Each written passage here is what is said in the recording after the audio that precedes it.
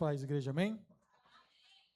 Felizes com o Senhor, pela ocasião a qual Ele nos concede, de mais uma vez, podemos estar aqui para adorar o Senhor e para ministrar aquilo que Ele colocou em nosso coração. Eu gostaria de pedir aos amados irmãos que abram vossas Bíblias no Evangelho de Mateus, capítulo de número 14.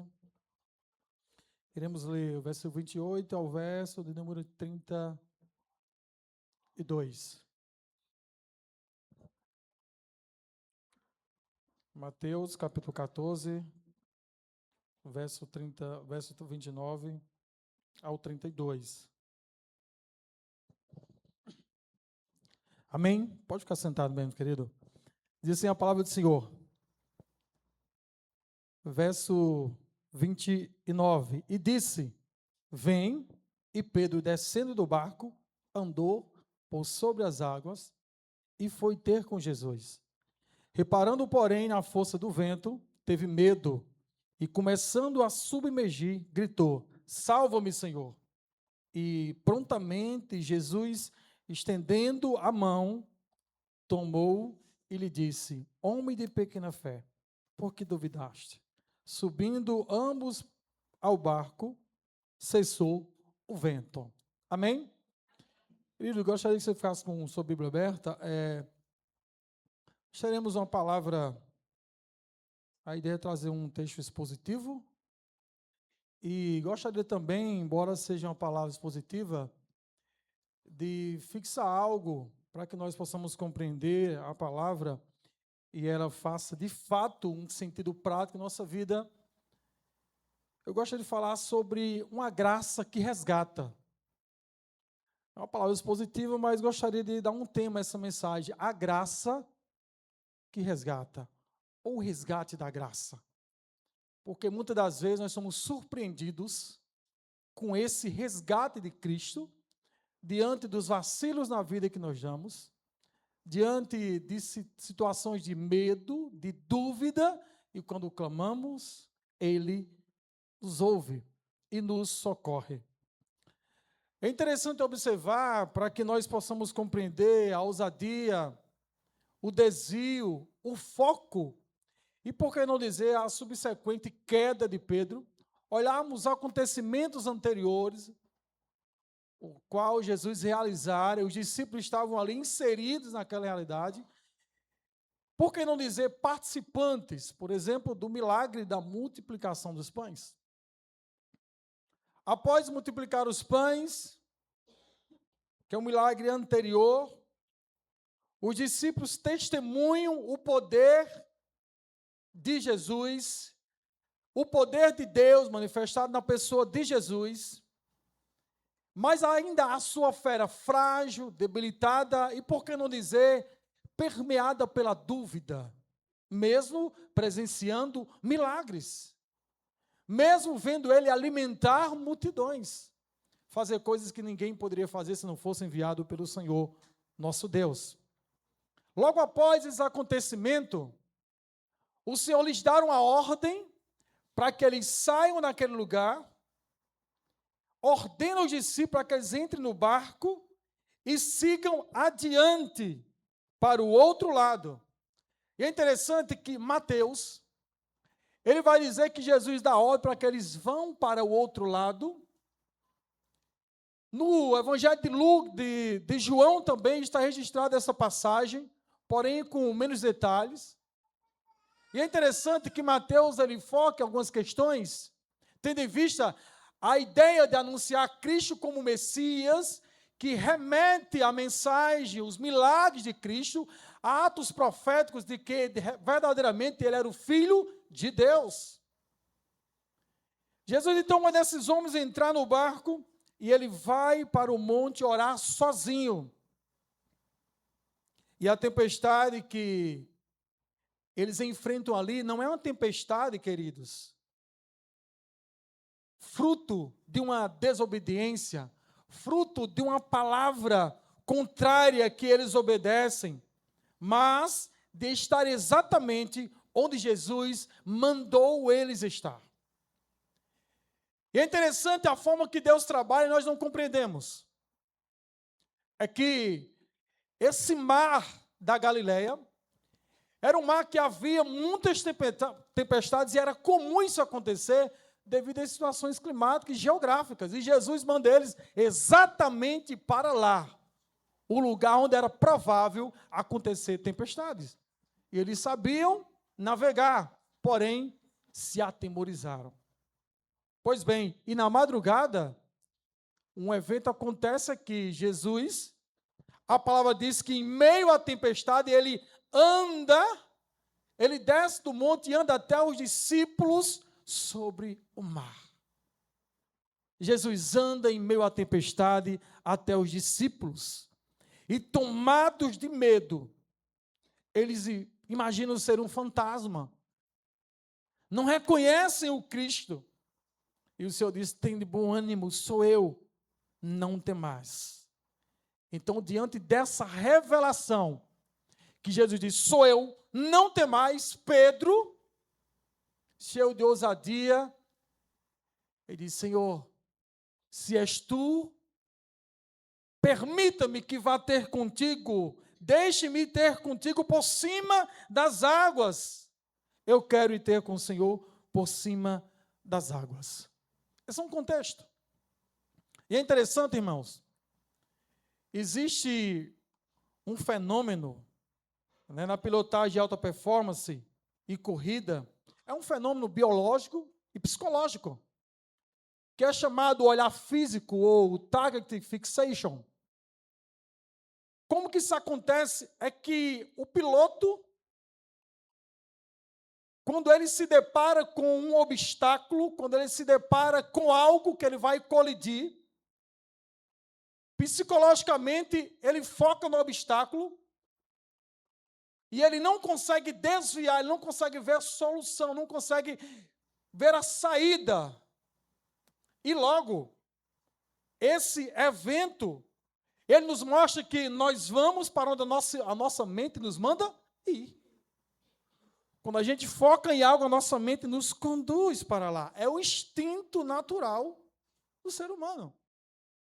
E é interessante que Pedro, quando ele está nesse momento, ele mantém os olhos fixos no Senhor. Quando Jesus disse: olha, venha ter comigo, ele está olhando para Jesus, ele atende o convite. Todavia, quando ele tira o olhar de Jesus, a palavra diz que Pedro, ele olha, repara, veja a sua Bíblia, verso 30, reparando, porém, na força do vento, teve medo.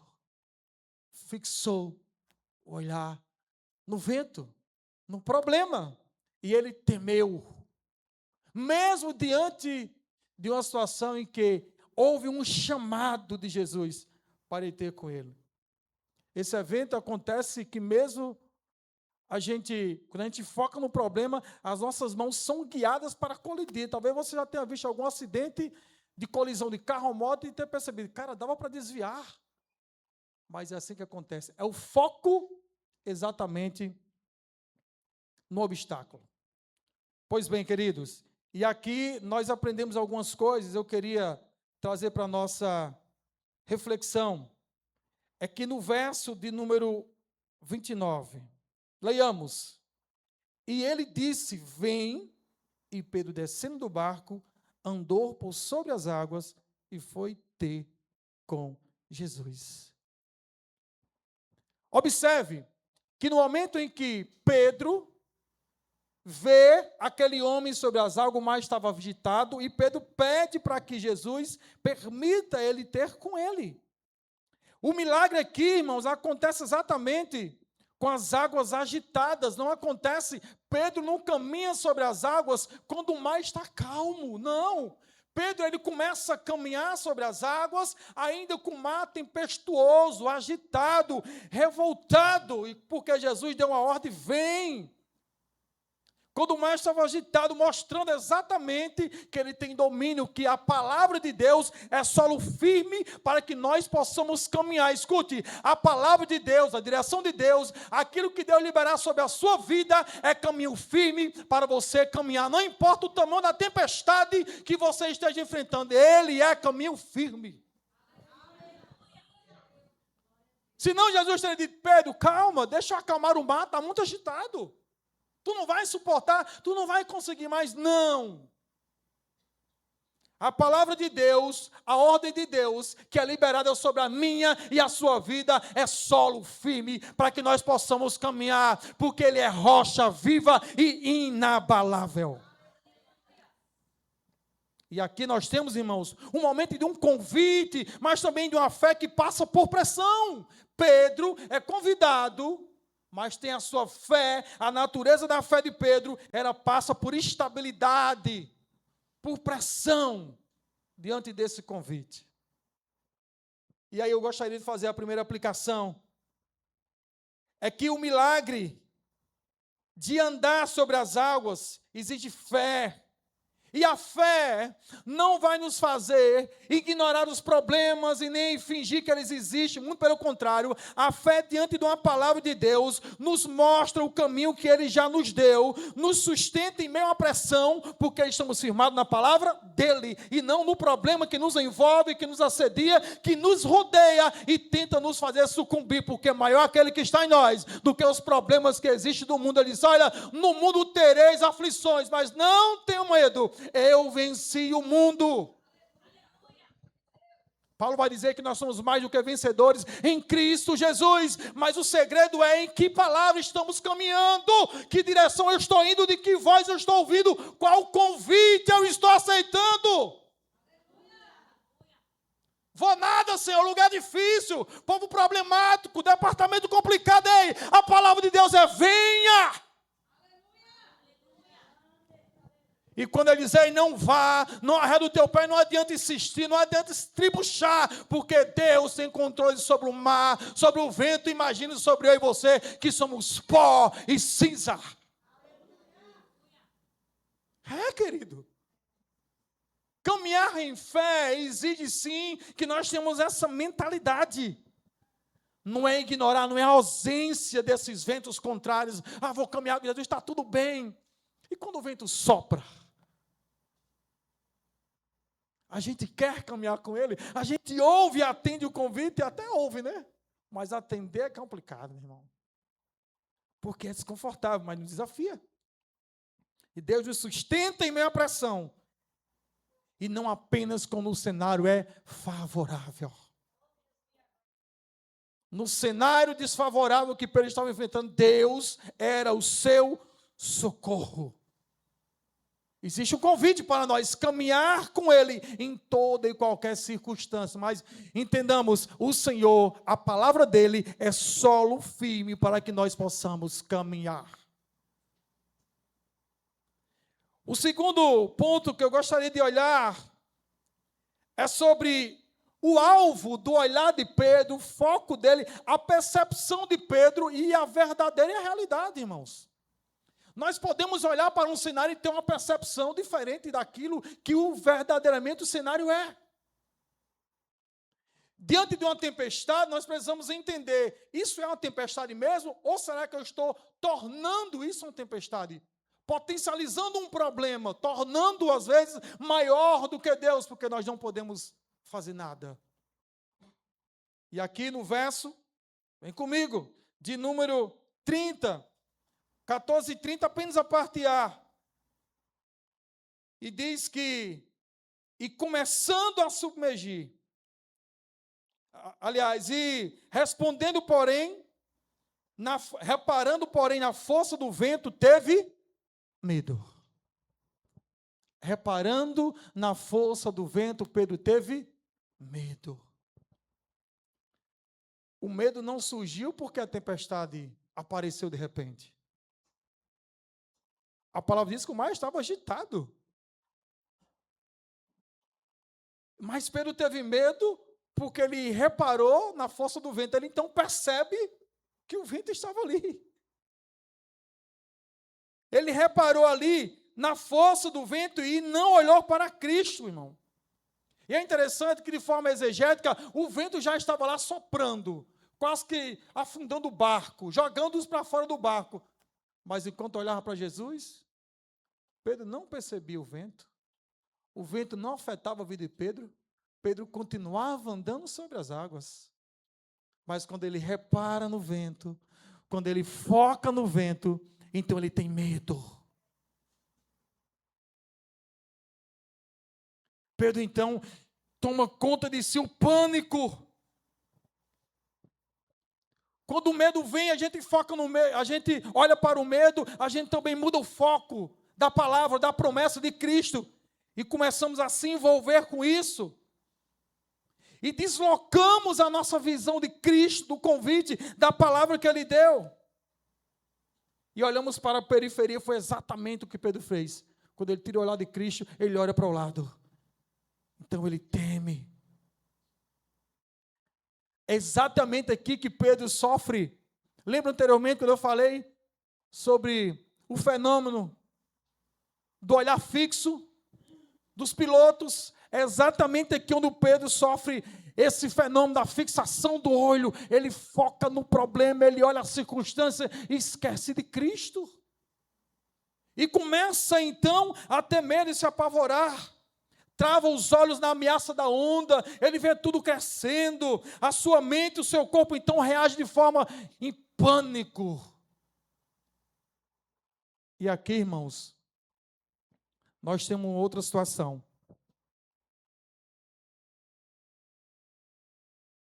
A tempestade estava lá. O vento contrário estava lá. Assim como os problemas, que também são reais, a tempestade o era. As dificuldades são reais. Mas entenda, a tempestade drenou a fé de Pedro quando ele mudou o foco de Cristo. E assim são os problemas, as circunstâncias adversas que nós enfrentamos. Então começa a drenar a nossa fé quando isso torna o centro da nossa atenção. Quando nós nos apegamos tanto ao problema, então isso vai crescendo. Tira os nossos olhos da promessa, da palavra, da direção. E fixamos os olhos na circunstância, no obstáculo, e colidimos com ele, e o medo vem. Exatamente nesse ponto, que Pedro tem uma percepção da realidade, mas somente quando ele muda o seu olhar, é que ele começa a fraquejar, a cair. E é interessante que no verso de número 14, no verso número 30, a parte B diz, e começando a submergir, ele grita, ele clama pelo Senhor. Existe aqui, irmãos, uma coisa interessante, é que a distração, ela antecedeu o momento do afundamento de Pedro. Percebe que quando Pedro olha para Jesus, ele está caminhando, mas quando ele tira o olhar, ele sente o vento, ele percebe o vento, então ele muda o olhar para o vento, então ele começa a afundar, começa a se distrair. A distração tira o foco de Pedro e começa a levar ele para uma consequência interna de mudança de fé, de foco, e esquece da palavra que havia sido liberada sobre ele. Venha. Pedro, então, começa a sucumbir. A distração antecede o seu afundamento. Pedro não afundou subitamente, ele primeiro desviou o olhar. Imagine, Pedro ia caminhando, e quando ele muda o olhar, ele começa a afundar. Quantos de nós nos distraímos na caminhada e começamos também a sucumbir?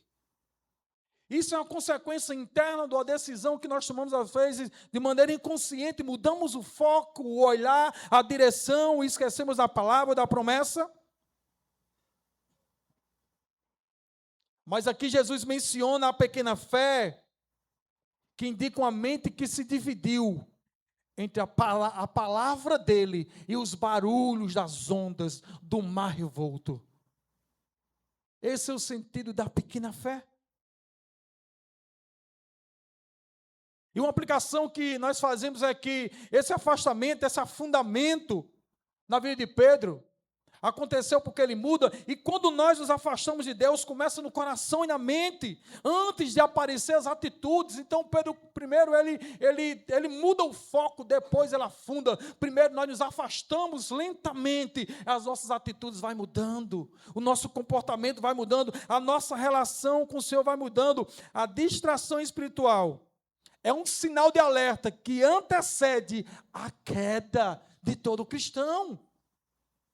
A distração na vida de Pedro, nesse momento, avisava que poderia levá-lo a sucumbir. E quanto de nós nos distraímos na caminhada? Em outra ministração, eu falei sobre algo e eu vou trazer de novo, nesse momento que eu acho oportuno, e acredito que algumas pessoas não estavam aqui, mas perceba, irmão, quando alguém coloca um leite para ferver, é interessante. Você coloca o leite para ferver e está lá o tempo todo, observando.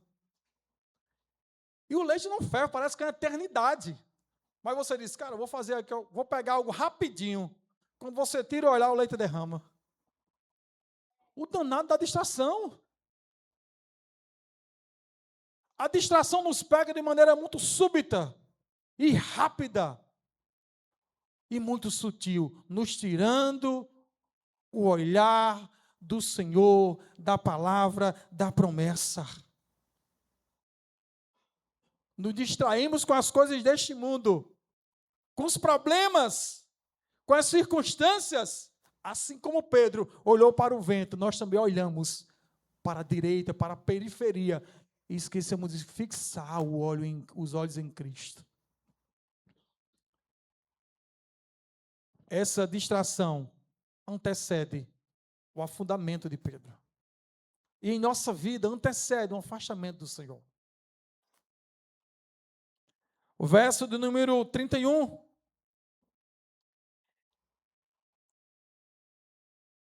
E prontamente Jesus, estendendo a mão, tomou e disse: homem de pequena fé, por que duvidaste?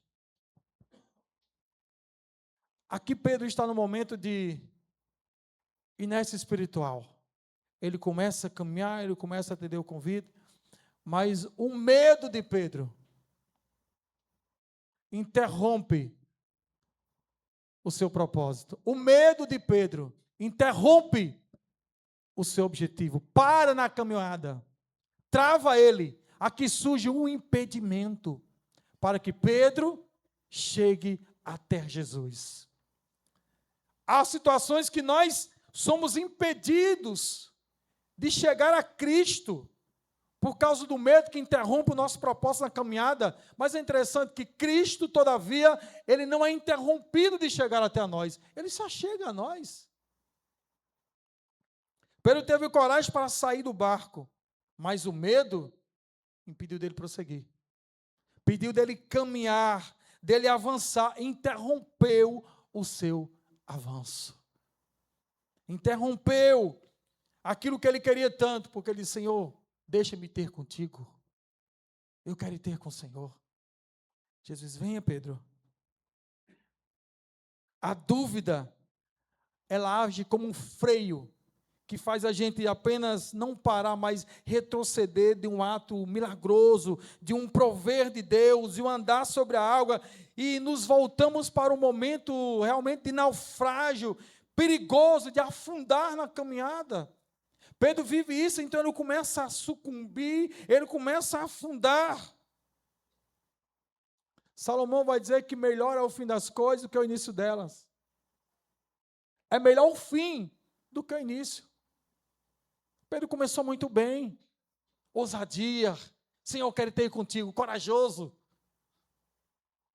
Mesmo em meio à tempestade, não teve medo, ele vai, ele caminha. Mas de repente, o impedimento vem e ele para na caminhada. Ele começa bem, mas ele não consegue andar, ele não consegue dar prosseguimento. E aqui nós temos uma aplicação para a gente, irmão. É que às vezes nós começamos algo muito bem, atendemos o chamado, começamos as coisas muito bem, projetos, mas paramos quando olhamos para as dificuldades, quando olhamos para o problema, como nós focamos no problema. O medo tenta paralisar o que a fé teve audácia de iniciar. O nosso medo, na caminhada com Cristo, ele vem para paralisar aquilo que nós tivemos a audácia de iniciar. Porque nós olhamos para a dificuldade. E é muito bom quando tudo está cooperando de maneira favorável e muito confortável para que nós possamos seguir tanto o chamado que o Senhor nos fez, quanto a vontade também de realizar algo. Mas aqui a palavra está nos desafiando exatamente a romper com esse impedimento, que não tenhamos o medo, que começamos e vamos prosseguir, e a palavra diz que o Senhor não tem prazer naqueles que retrocedem, mas aqueles que avançam, aqueles que olham para frente, e que precisam caminhar debaixo dessa palavra. Existe algo interessante no medo? Nós não podemos ser, de forma alguma, irmão, pessoas que tenhamos ímpetos inconsequentes, pessoas impetuosas de maneira inconsequente. Vou fazer, vou realizar, sem olhar, sem medir nada pela frente. Mas não podemos também deixar o medo nos paralisar. O medo bom é aquele medo que nos prepara para algo, que nos deixa atento, que nos deixa vigilante, que nos deixa o tempo todo observando ao redor tudo o que se acontece e olhando para uma palavra, para uma promessa que foi liberada, para uma palavra que ainda está em nosso coração em processo de construção, nutrindo aqui uma promessa que há de se cumprir em nossas vidas. Vou desistir. Está muito difícil. Sabe, tem pessoas que começam as coisas, irmão, começa a fazer algo agora e para. Aí não vou largar. Aí começa a fazer outra coisa e para de novo. Não termina nada. E a palavra, ela diz que nós não podemos ser inconstantes, mas temos que ser diligentes. Temos que ser sábios. Eu comecei com o Senhor. Senhor, eu vou até o final. Eu vou até o fim. Dê o que der, aconteça o que acontecer, eu vou até o final. E o momento de caminhar com Deus, talvez pessoas escolheram na vida caminhar com o Senhor, irmão, quando tudo estava difícil, turbulento, problemático. Rapaz, está tudo dando errado, já fiz de tudo, agora eu vou inventar de ser crente, ver se dá certo. Aí a vida está uma bagunça, aí a tempestade veio, e o Senhor está lá. E essas pessoas são persistentes, encontram-se com um mover transformador do Espírito e têm suas vidas transformadas e vivem todo dia, como diz a palavra, algo novo. O Senhor está para nós todo dia algo novo. Queridos, no verso de número 31, acontece algo muito interessante. É que, embora Pedro inicie algo aqui, o Senhor jamais vai confrontar a Pedro, diminuí-lo, jogar na cara dele, dizendo: Pedro, tu começou e não teve agora o capricho de terminar, se vira sozinho, duvidou de mim, tu sabe nadar. Não, é diante dos deslizes da vida, dos vacilos que damos. Aconteceu com Pedro, quando ele afunda, o Senhor chega e o socorre. O verso de número 31 vai dizer: e prontamente Jesus, estendendo a mão, tomou e lhe disse: homem de pequena fé, por que duvidaste? Estendendo a mão para ele, Jesus o toma pela mão, o levanta e diz: por que duvidaste, Pedro? Homem de pequena fé. Aqui mesmo afundando, por culpa própria, por causa de sua distração, porque o vento estava lá, Jesus estava lá, e o único motivo de Pedro afundar foi a mudança do olhar dele. Pedro clama e Jesus o segurou, diz a palavra. Aqui chega um socorro imediato, provando que a graça de Deus é a rede de segurança para aqueles que, embora falhem, não deixam de buscar o Mestre. Pedro encontra em Jesus aquilo que jamais poderia encontrar em quem estava no barco. E não importa quanto tempo Pedro já tinha de relacionamento com os amigos dele, pescadores, mas Pedro não pede ajuda a ninguém do barco. Pedro, mesmo falhando, mesmo errando e entendendo que o motivo dele afundar era ele mesmo, não era o próprio Cristo, não era o vento, porque o vento estava lá. Quando ele começa, ele olha para Jesus e diz: Senhor, salva-me, me ajuda. Pedro dá um grito, irmão. Pedro, ele clama. Pedro olha para quem pode ajudar. Ele vê, Jesus é a rede de segurança. É para onde eu devo olhar. Não importa se eu falho hoje, mas se eu não olhar para Ele, eu nunca irei me levantar. Não é ninguém que vai te levantar. As pessoas podem até nos ajudar a se levantar, mas quem faz nos permanecer de pé é somente o Senhor e Sua palavra. Somente Ele. O seu amigo pode te dar um conselho, o pastor pode te ajudar a te dar um conselho, mas somente a palavra de Deus, a sua convicção vai te fazer ficar de pé. O salmista disse assim: eu estava lá no poço, nas profundezas, lamaçado do pecado, eu clamei, e o Senhor ouviu o meu clamor e me resgatou.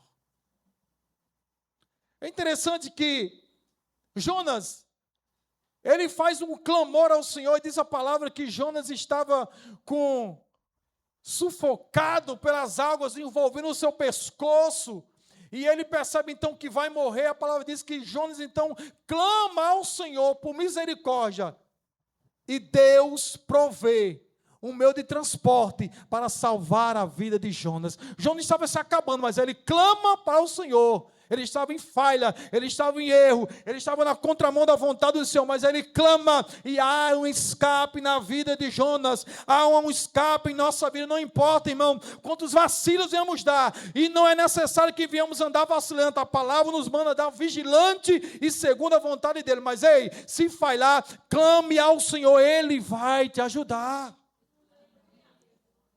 Ele vai te ajudar.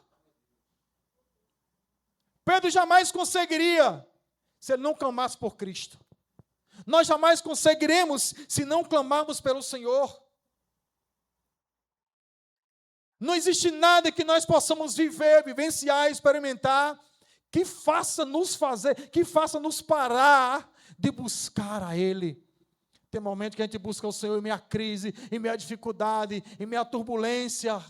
E a gente vai se arrastando, a gente não consegue falar, só consegue gemer, mas mesmo assim o Senhor diz: ei, mesmo se arrastando, gemendo, ferido, busque-me, porque eu sou o bálsamo para a sua ferida. Ah, mas alguém te feriu. Ei, alguém pode ter te ferido, mas o Senhor é o bálsamo para a sua ferida. Ah, mas alguém puxou meu tapete. Não se preocupe, ei, Deus é aquele que honra e te coloca em lugar mais excelente, e Ele é Deus.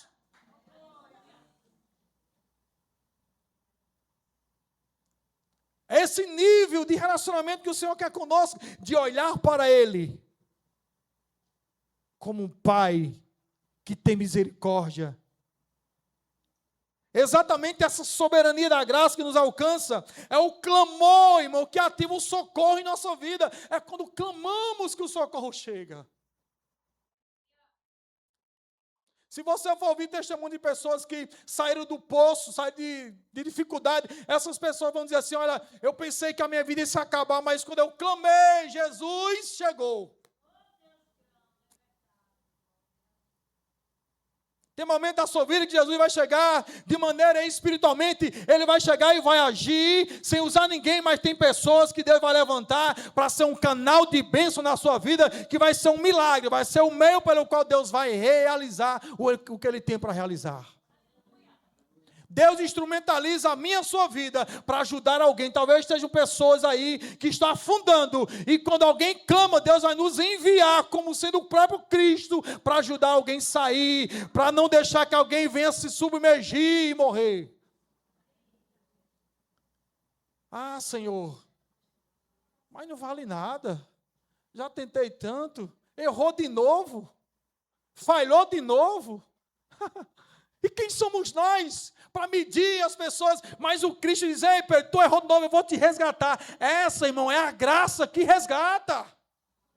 E não lança em face. E é interessante que Pedro, em alguns momentos, o Senhor diz: olha, quando tu se converter, olha só. Pedro, quando tu se converter. Pedro andando com Cristo, vendo o milagre. Não só vendo, mas sendo alvo de milagre. Não só sendo alvo, mas também sendo agente de milagre. Ei, Deus pode agir na minha vida e em sua vida, e a gente pode falhar. Deus pode agir através da sua vida, e a gente pode falhar, mas a graça dele sempre será suficiente. Não há nada que possamos fazer, entregar, porque tudo é dele, para que o Senhor nos favoreça. Porque a graça dele não é porque nós somos bonitinhos,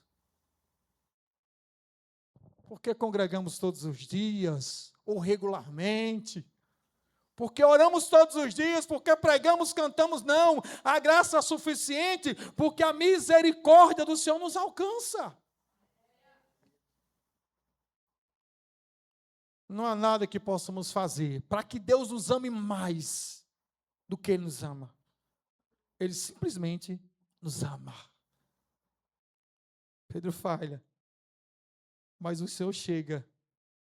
Momentos de fraqueza, na minha e na sua vida, não anulam a graça de Deus. A falha de Pedro diante do convite não anulou a graça de Deus. O importante aqui não é permanecer em silêncio, não é permanecer escondido, não. O importante é dar o grito de socorro, é clamar, é ir de encontro a quem pode nos tirar do fundo, a quem pode nos devolver um lugar sólido e nos dar estabilidade. Somente Cristo é capaz de nos dar isso. A nossa estabilidade está em Cristo, irmão. A nossa segurança está em Cristo, o solo firme é Ele. É para Ele que nós olhamos. Mas não podemos permanecer em silêncio. Não fique em silêncio, querido. Talvez você esteja pensando: estou lutando essa luta sozinho. Você tem no mínimo 3 com você, e esses 3 já é o suficiente. É o Pai, o Filho e o Espírito Santo de Deus. É o que importa, é o que você precisa. Mas se você não tiver nenhum deles, certamente o fracasso irá te encontrar.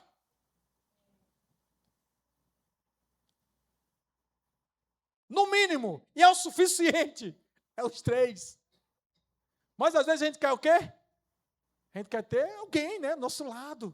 E a gente sente falta. Mas tem problema que Deus nos coloca para que o poder dele se manifeste. Ele prove que é Deus na nossa vida e nos leva para outro nível de relacionamento. Então, se você está no lugar e você está passando prova, e Deus diz que você ia chegar lá, então não questiona Deus, não ache que foi mentira de Deus, não ache que foi engano, não, é exatamente lá no meio da turbulência que o Senhor quer forjar o teu caráter, quer abençoar a tua vida. Deixa eu contar a história rapidinho aqui. 2011. É interessante quando a gente quer sair de um lugar e Deus não quer deixar a gente sair, irmão. Deus faz um negócio meio... A gente não entende, é estranho, cara. É estranho mesmo. E interessante, dá até revolta, Felipe. A gente fica revoltado. Mas, rapaz, fiz tudo certo. Você olha assim, tudo concatenado, aí você entende. Aí Deus viu um anjo e disse: filho, não era para tu sair daí. Tu está fazendo o quê? Está arrumando problema. E eu cheguei em São Paulo e fui trabalhar numa empresa. E chegou um tempo que eu queria muito sair lá, insatisfeito e tal. Então as pessoas começaram a falar: poxa, você tinha que procurar algo melhor. Poxa, você fazia o que antes? Eu falei: trabalhar em escritório, só o que eu fazia. Não, isso não é lugar para você. E eu comecei a dar ouvido, irmão. Mas Deus já tinha falado que tinha uma promessa na minha vida e lá Ele ia me abençoar. Aí eu comecei a tirar o foco da promessa e olhar para o que as pessoas diziam, medir meu potencial, como se elas soubessem algo do meu futuro. E eu parei de olhar para a promessa. E aí eu fazia entrevista no lugar, tudo certo. Não, ok, fui fazer exame para entrar na empresa. Reprovei porque deu uma diferença no ouvido esquerdo, desde a infância que eu tenho. E eu fiquei revoltado com a empresa atual. E disse, mas como é que pode? Eu entrei aqui, ninguém falou nada. Aí um dia, eu estava conversando com o irmão da igreja, um diácono. A gente fazia um trabalho evangelístico junto, ele falou assim, irmão, Deus não quer tirar você de lá, cara. Tá claro, Deus não quer tirar você de lá. É lá que Ele quer te abençoar. E foi exatamente naquele lugar, irmão, que Deus me abençoou. Tem lugar que Deus nos leva que a gente não entende. Para cá, Deus me trouxe. Deus não tem outro lugar melhor, não. Não, lugar bom onde Ele te coloca. Bom é onde Deus manda a gente ficar. Lugar bom é onde está debaixo da palavra de direção do Senhor. Não tem outro mapa para você mandar a gente, não.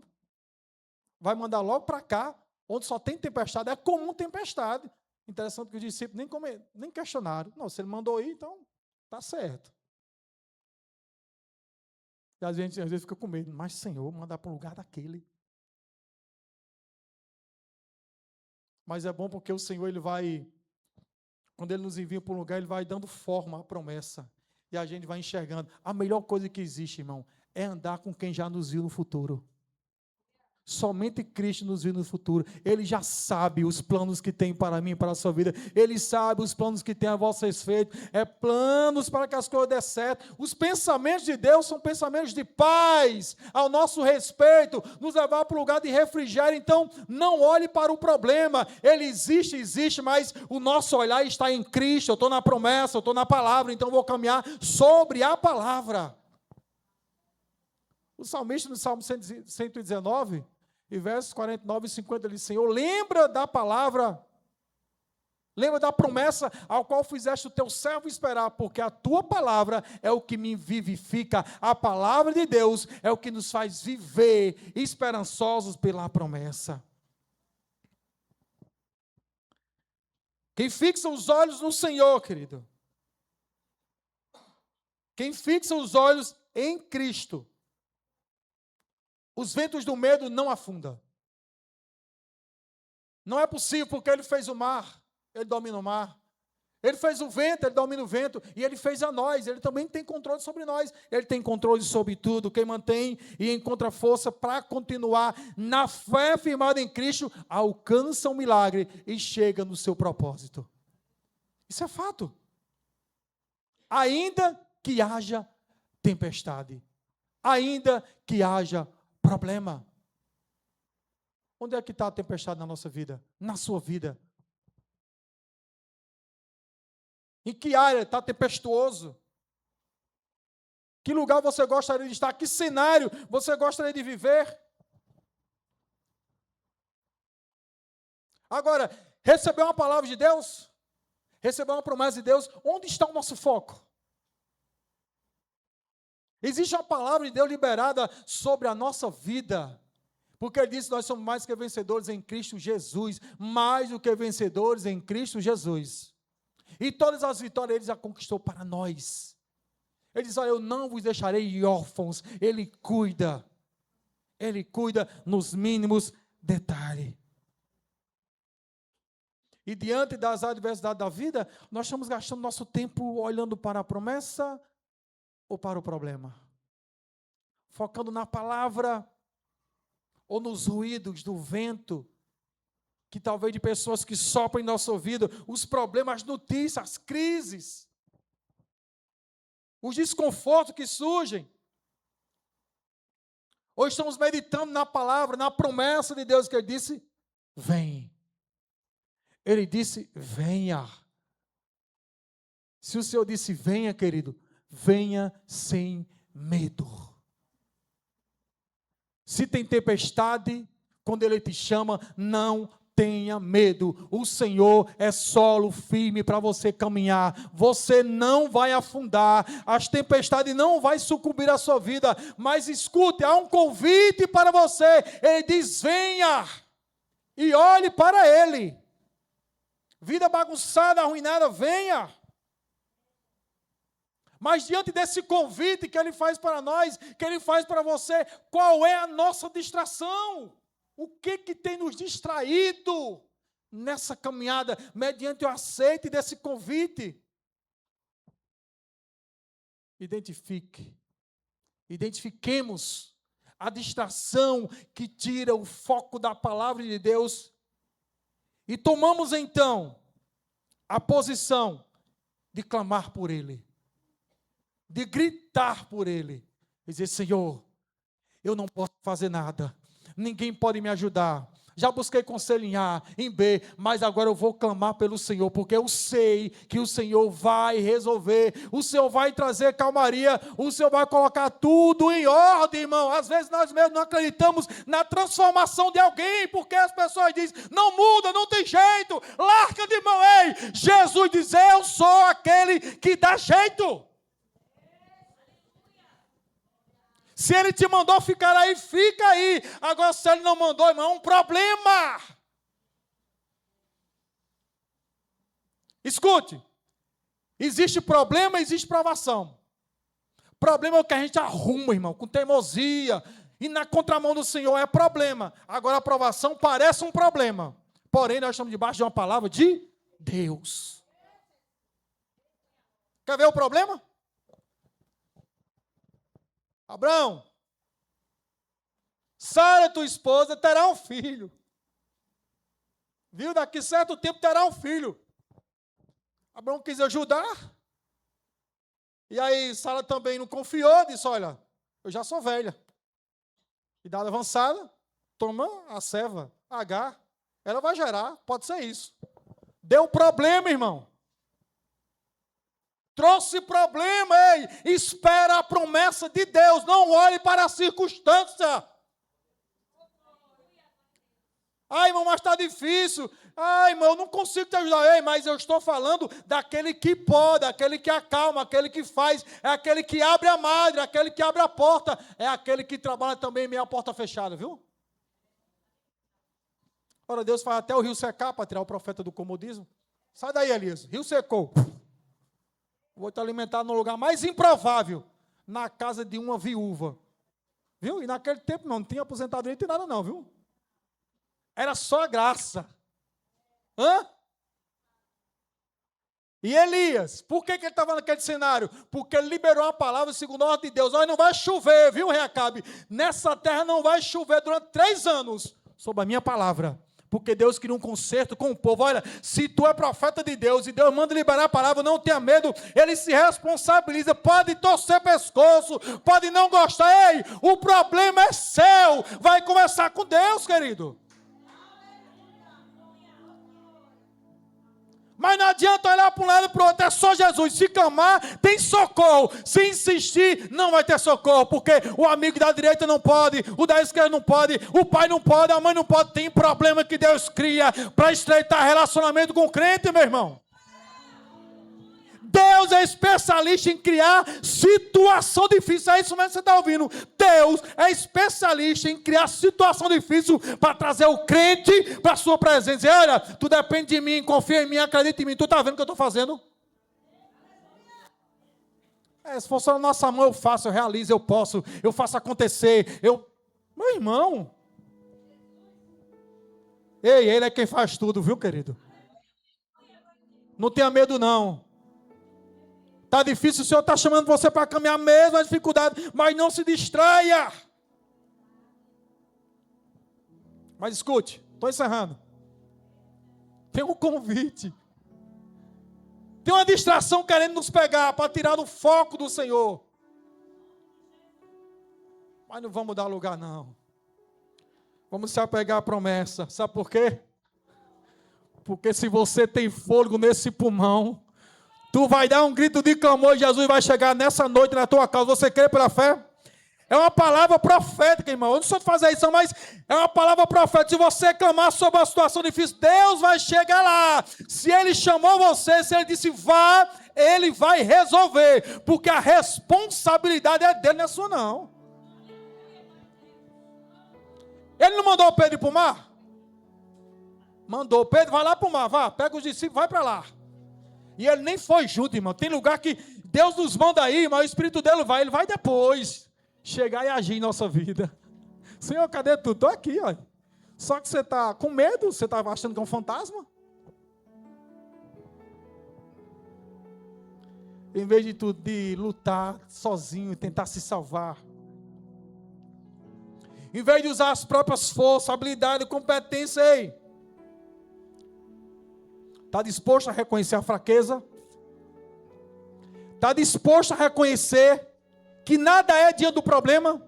E olhar para o Senhor e dizer a Ele imediatamente: Senhor, me salva, porque eu não consigo, eu vou afundar.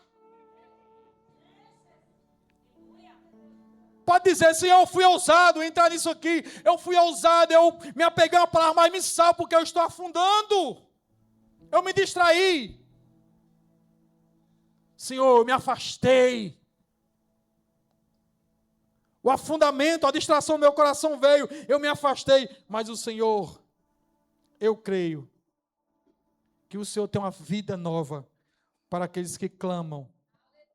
Porque o Senhor não resiste a um clamor do filho seu.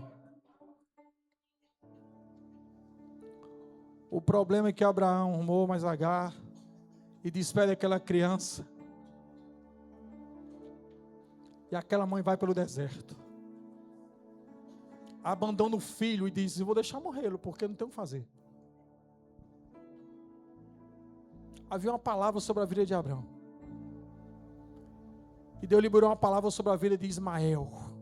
E Deus vela para cumprir com a sua palavra. Ele diz: olha, volta para o teu filho, porque eu farei dele uma grande nação. Eu farei também dele uma grande nação.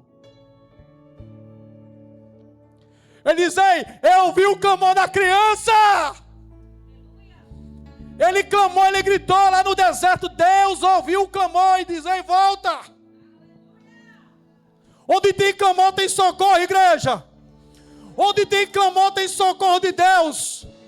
Onde tem clamor sincero tem socorro de Deus chegando. Não silencie a tua dor, não silencie a tua falha. Abra o seu coração e diga: Senhor, eu não consigo, mas eu falhei. Mas o Senhor está na tua palavra. Se eu clamar, o Senhor vai me ouvir. E não só ouvir, vai me socorrer. Aleluia. Tem socorro para crente nessa noite. A graça de Deus é lançada como uma rede para resgatar. Porque existe um clamor de resgate. Não desista. Clame a Ele. Se as ondas da vida estão cobrindo aí sua vida, ó. Se Ele não tem mais o que fazer, eles têm. Fique de pé. Tem sim. A mesma misericórdia que alcançou a vida de Pedro está aqui nessa noite manifestada no meio da igreja. Era suficientemente eficaz, acolhedora e misericordiosa. Clame por Ele, entregue sua vida a Ele. Não deixe que a tempestade da vida tire a sua visão do Mestre. Fique de pé, queridos. Fique de pé em nome de Jesus. Há um convite de Deus essa noite para você. Há um convite de Deus essa noite para você, que está aqui, que está em casa. Talvez pessoas que estão aí no Uber, parou em algum lugar esperando a corrida, colocou no YouTube e está vendo o culto. Ei, tem resgate de Deus para a sua vida. Ele só disse: ó, renda-se ao meu resgate, porque eu estou chegando. Mas tem que ter clamor. Tem que ter clamor. Tem que clamar para que Deus possa resgatar. Em nome de Jesus, ao resgate de Deus essa noite. Pessoas da sua família e da tua parentela, nós liberamos uma palavra de resgate. Alguns disseram até assim: ei, já era, não ore mais. Senhor diz: ei, eu sou o Deus que resgata. Aleluia. No seu coração, em nome de Jesus, renda-se ao resgate do Senhor e adore a Ele na sua infinita bondade. Aleluia.